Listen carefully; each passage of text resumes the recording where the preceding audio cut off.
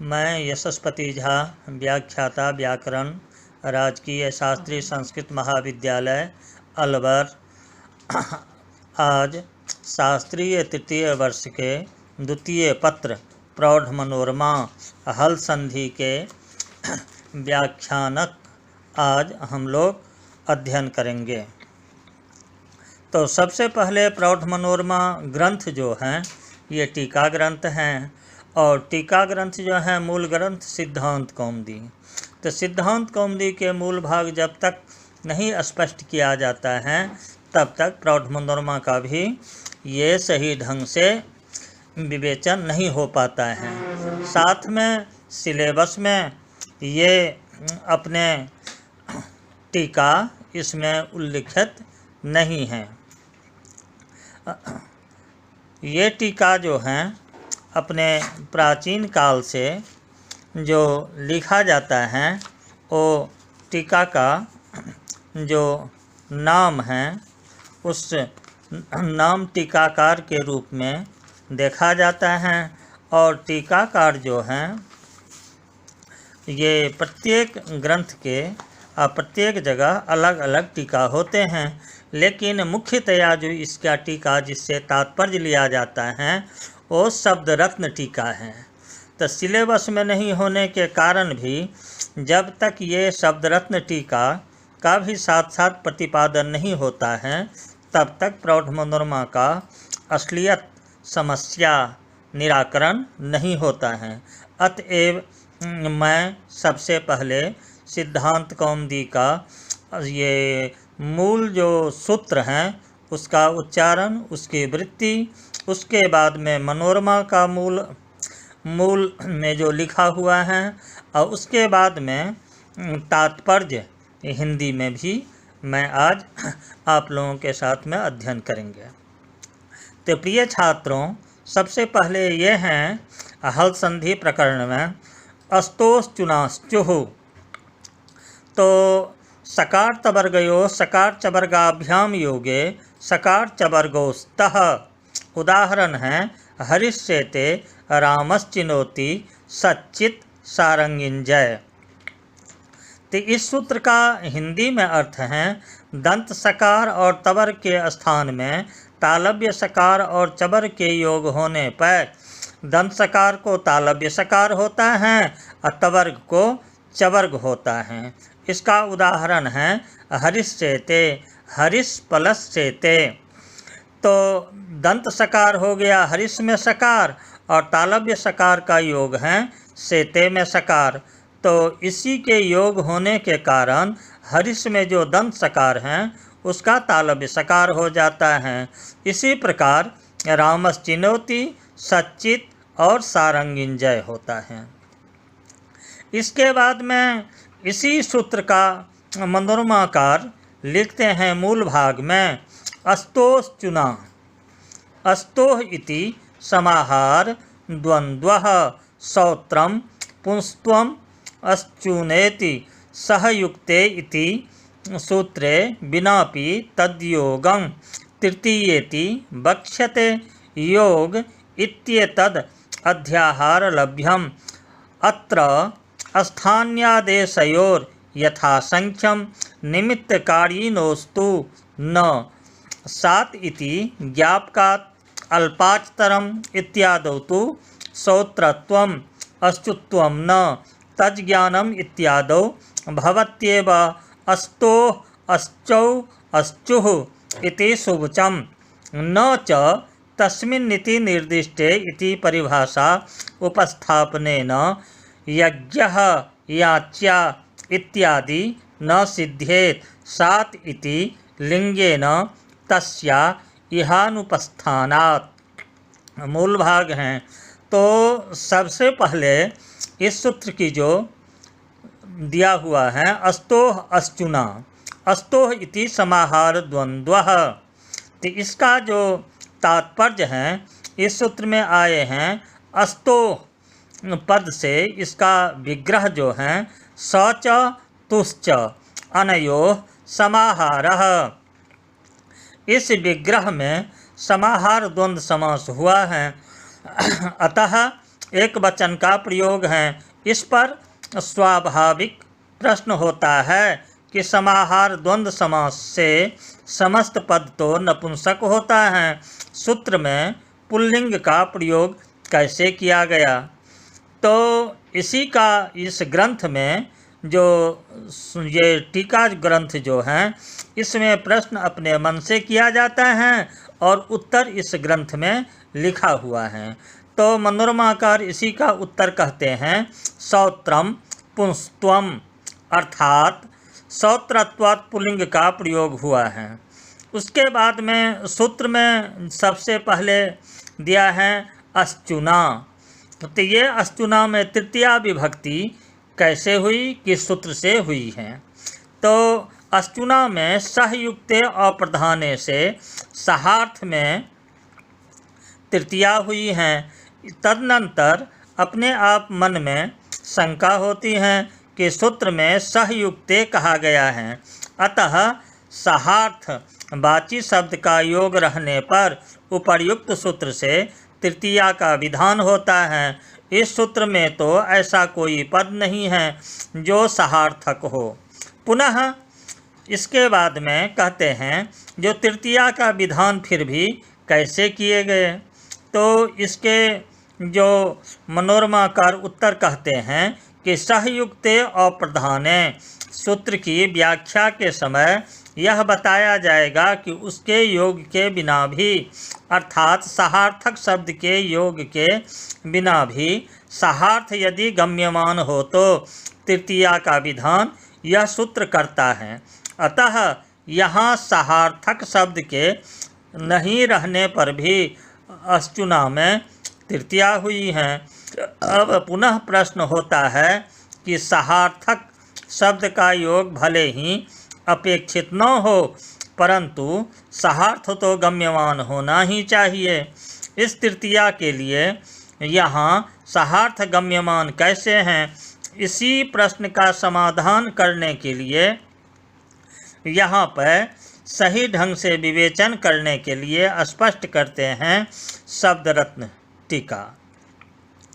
कहते हैं जो बिनापि तद्योगमिति साहित्यम च योगक्रियाम, साहित्यम च योगक्रियाम, अर्थात इसका तात्पर्य यह है कि जैसे कारक में उदाहरण भी हैं, पुत्रेण सह आगतः पिता, यहाँ पर पिता का जो साहित्य पुत्र में आगमन किया निरूपित हैं, अर्थात आगमन क्रिया के साथ जैसे पिता का संबंध है वैसे ही पुत्र में भी हैं। उसी प्रकार योग योजन रूप क्रिया में जैसे सकार तथा चवर्ग का संबंध रहता है, उसी प्रकार उसी योजन क्रिया के साथ तालव्य सकार तथा चवर्ग का भी संबंध है।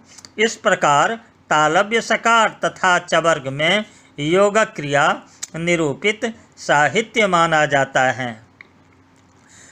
फिर भी सिद्धांत कौमुदी में इस सूत्र की व्याख्या में सकार चवर्गाभ्याम योगे वृत्ति के रूप में ऐसा कहा गया है। मनोरमाकार इसी योगे के विषय में कहते हैं कि यह योगे पद अध्याहार से लब्ध हैं, लेकिन शब्द रत्नकार इस योग के विषय में कहते हैं जो एतदति संयोग इति तदर्थः सत्या भामेति बति वर्त निर्देशः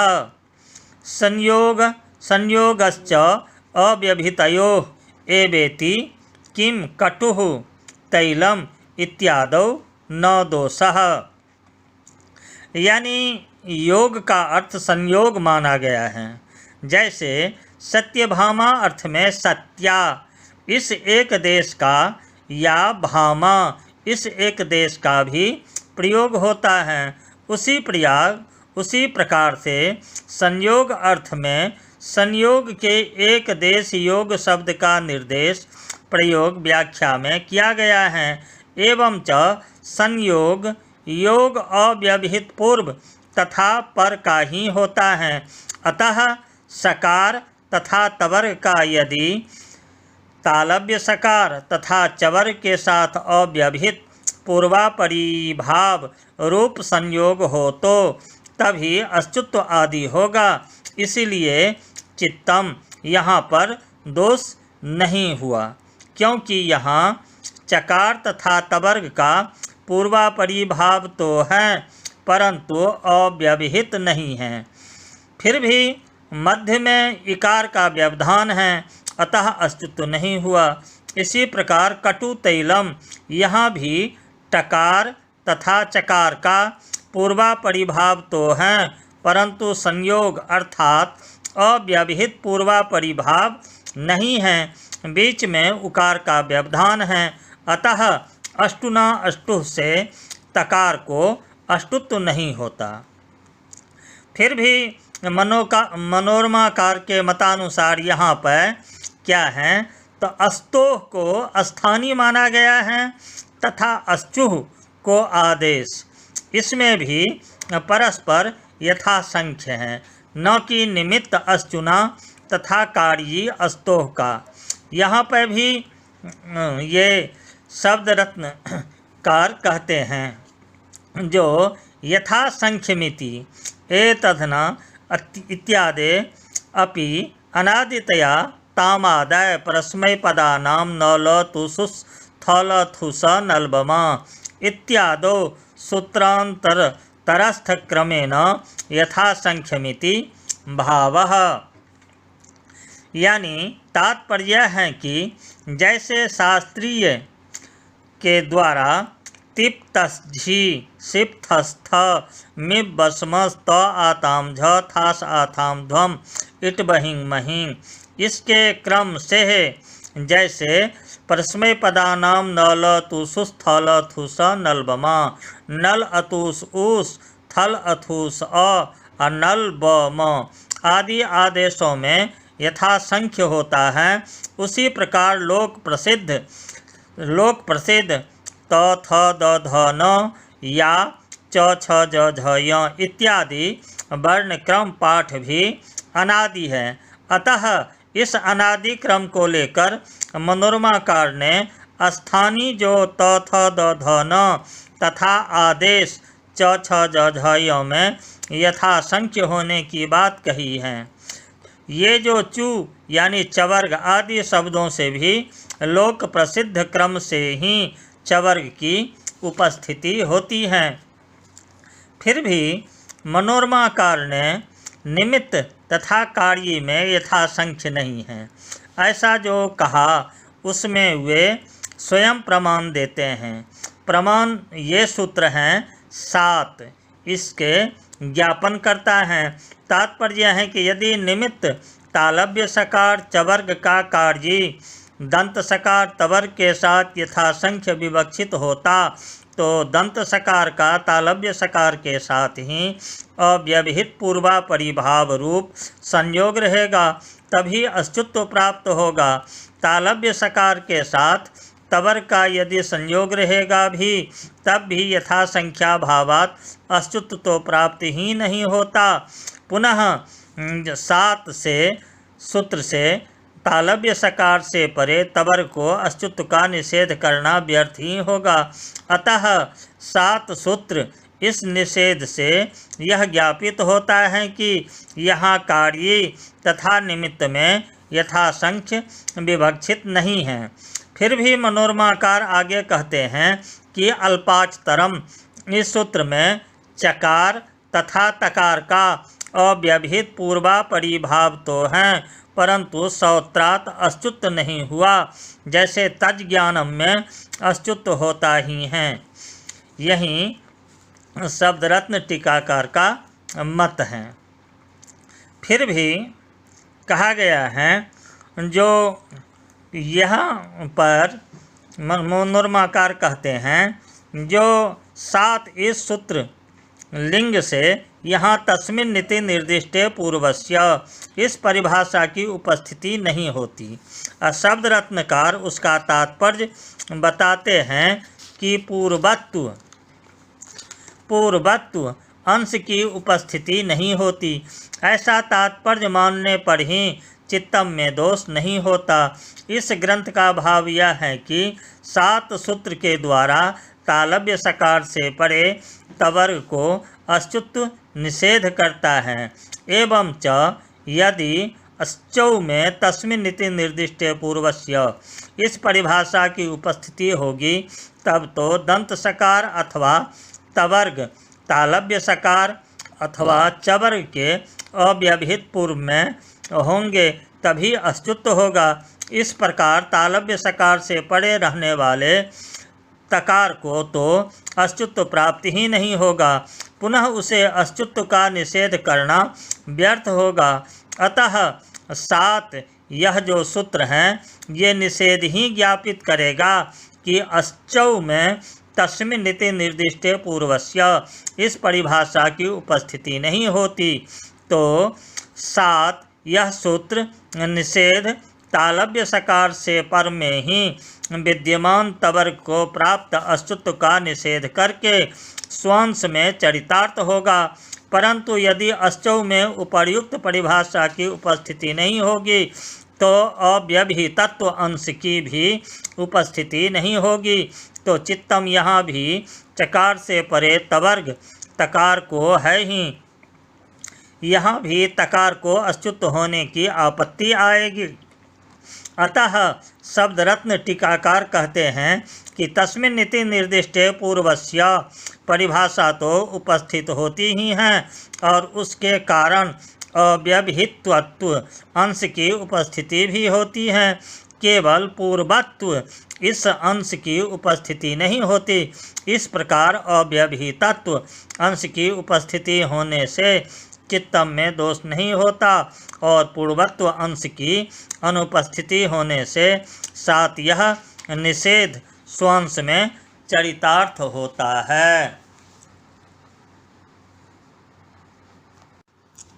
इसके बाद अष्टुना अष्टुः ये सूत्र के प्रौढ़ मनोरमा ग्रंथ में दिया हुआ है, जो सबसे पहले कौमुदी में कहते हैं अस्तोष्टुना योगे अष्टुः स्यात्।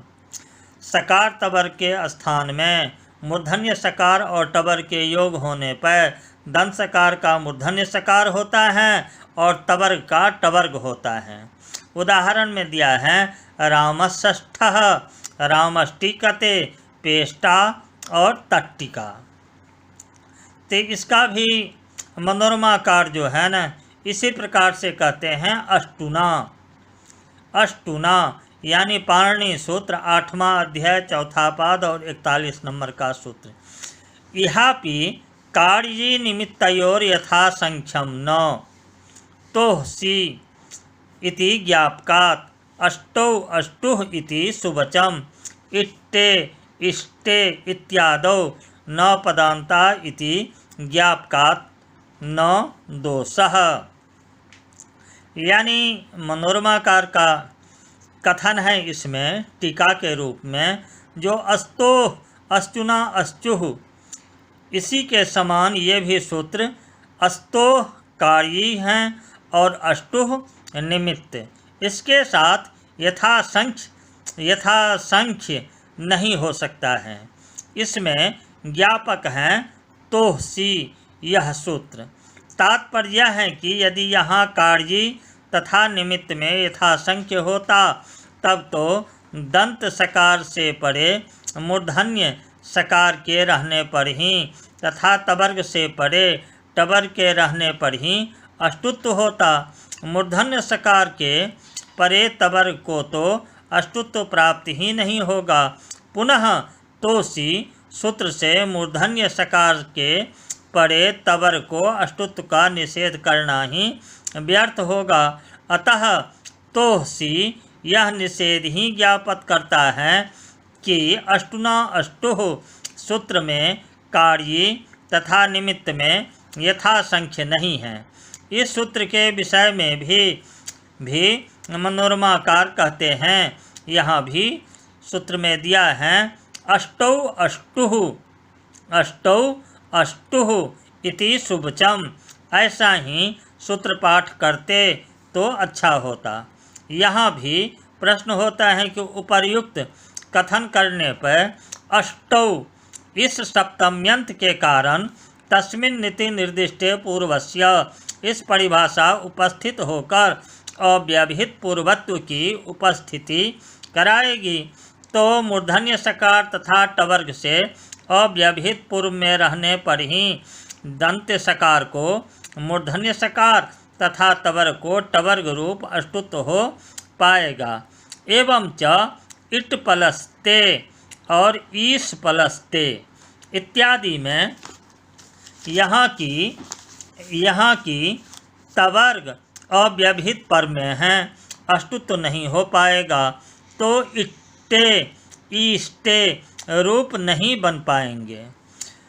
मनोरमाकार इस आपत्ति का समाधान करते हुए कहते हैं कि न पदांताटोर्णाम, यह सूत्र जो निषेध करता है उससे ज्ञापित होता है कि यहाँ भी तस्मिन् नीति निर्दिष्टे पूर्वस्य इस परिभाषा से पूर्वत्व अंश की उपस्थिति नहीं होती, अन्यथा पदांत टवर्ग से परे टवर्ग को तो अष्टुत्व प्राप्ति ही नहीं होगा। इसलिए न पदांताटो सूत्र से पदांत टवर्ग से परे टवर्ग को अष्टुत्व का निषेध क्यों किया जाता? किया तो गया है, अतः वह उपर्युक्त ज्ञापन करेगा। तब इष्टे पर टवर्ग को ही अष्टुत्व हो जाता है, इसमें कोई दोष नहीं माना जाता है। फिर भी अब यहीं इट्टे इस सब के लिए कहते हैं न पदांताटोर्णाम सिद्धांत कौमुदी में अनाम इति लुप्त षष्ठीकं पदम पदांताटवर्गात् परस्याम नामः अस्तोः टूर्ण स्यात् षट् सन्तः षट्ते पदांतात् किम इट्टे टोह किम सर्पिष्टमम्। इसी को मनोरमाकार ने इस तरह से शुरुआत किए हैं। सबसे पहले लिखे हैं सर्पिष्टमम् इति ह्रस्वात् तादौ इति सत्वम, यानी सर्पिस प्लस तमम।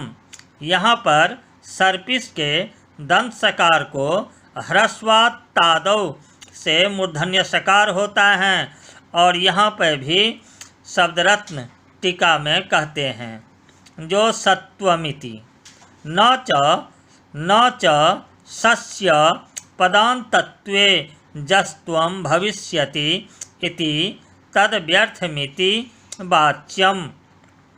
सत्वस्य असिद्धत्वेनास्य जस्त्वाभावात्, यानी न पदांताटोर्णाम सूत्र में टोह का ग्रहण क्यों किया गया है?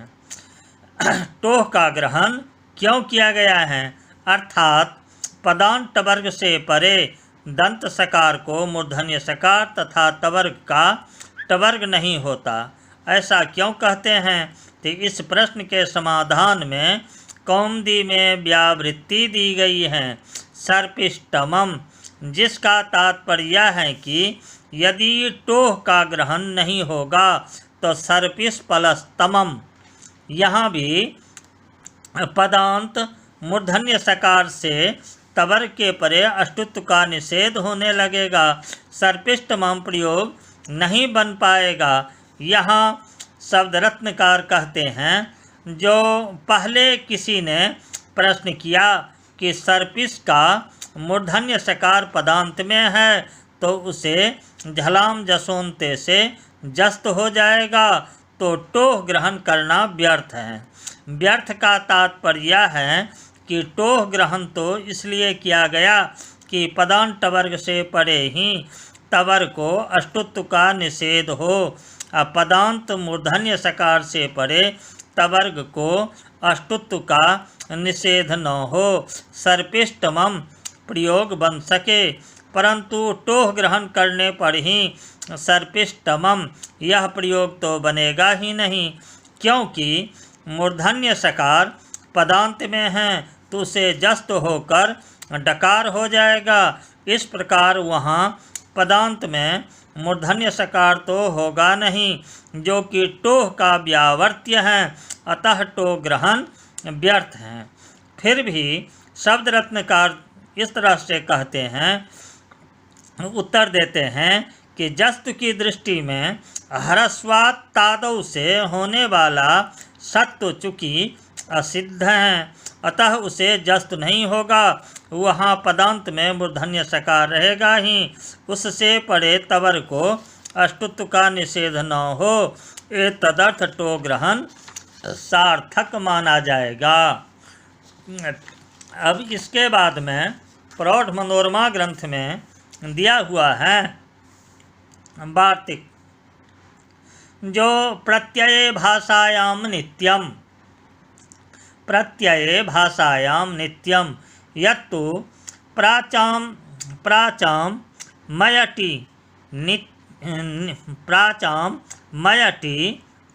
नित्यमिति पठितम, यच्च हलंत प्रकरणे सन्नाम षड्नाम इति उदाहृतम, यच्च यरो नुनासिके नुनासिको वा इति वा अनुनासिक इति अत्र व्याख्यातम, तत्सर्वं भाष्य विरोधात् उपेक्षम।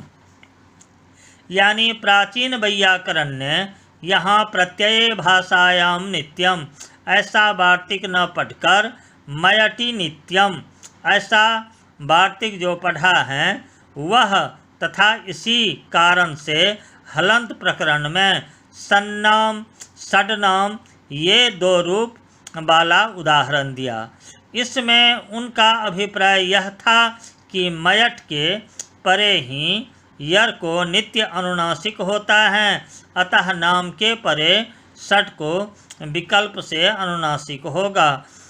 जैसा कि उनके पौत्र ने उन दोनों उदाहरणों के विषय में व्याख्या भी की। यरो नुनासिके नुनासिको वा से विकल्प से अनुनासिक होने के कारण सन्नाम तथा षड्नाम में दो प्रयोग बनेंगे, परंतु प्राचीनों की वे सब बातें वार्तिक उदाहरण तथा व्याख्या भाष्य विरुद्ध होने से अपेक्षणीय हैं। परंतु शब्द रत्नकार भाष्य विरोध दिखाते हुए कहते हैं कि भाष्येति प्रत्यय इत्येव तत्र पाठात् इति भावः, यानी तात्पर्य यह है कि इसका महाभाष्य में मयटि नहीं अपितु प्रत्यये ऐसा ही पाठ है। अतः प्रत्यय मात्र का अनुनासिक यदि पर में होगा तो यर को नित्य अनुनासिक होगा, तो सन्नाम यह एक ही प्रयोग बनेगा, षड्नाम नहीं बनेगा। अतः यरोनुनासिक की प्रवृत्ति दिखाकर दोनों प्रयोगों को साधु सिद्ध करने की उनकी व्याख्या भी भाष्य विरुद्ध है। इस प्रकार वार्तिक का पाठ वैकल्पिक उदाहरण तथा उसकी उपपादिका व्याख्या तीनों भाष्य विरुद्ध होने से अपेक्षणीय माना जाता है। फिर भी कौमुदीकार ने कहा है, कथम तर्हि मदोदग्राः ककुद्मन्तः इति यवादिगणे दकार निपातनात्। मनोरमाकार के मतानुसार यवादिगण इति यचिभम तसो मत्वर्थे इति संहितया पाठे तसाविति तात्पूर्वं दकारं प्रश्लिष्य भत्वेन अपि एतत् समाधातुं